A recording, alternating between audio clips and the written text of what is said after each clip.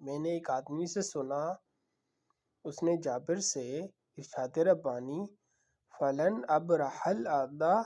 حتی یأذن لی او یحکم اللہ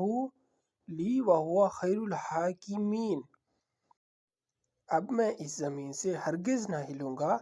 یہاں تک کہ میرا باپ مجھے اجازت دے یا اللہ میرے لیے فیصلہ کر دے،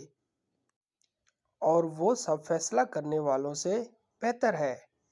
کے بارے میں سوال کیا تو جابر نے کہا اس کی تفسیر ابھی ظاہر نہیں ہوئی۔ سفیان نے کہا اور اس نے یہ جھوٹ بولا تو ہم نے سفیان سے کہا اس کی مراد اس سے کیا تھی؟ انہوں نے کہا روافظ کہتے ہیں حضرت علی رضی اللہ عنہ بادلوں میں ہیں، ان کی اولاد میں سے جو کوئی خروج کرے گا ہم اس کے ساتھ خروج نہیں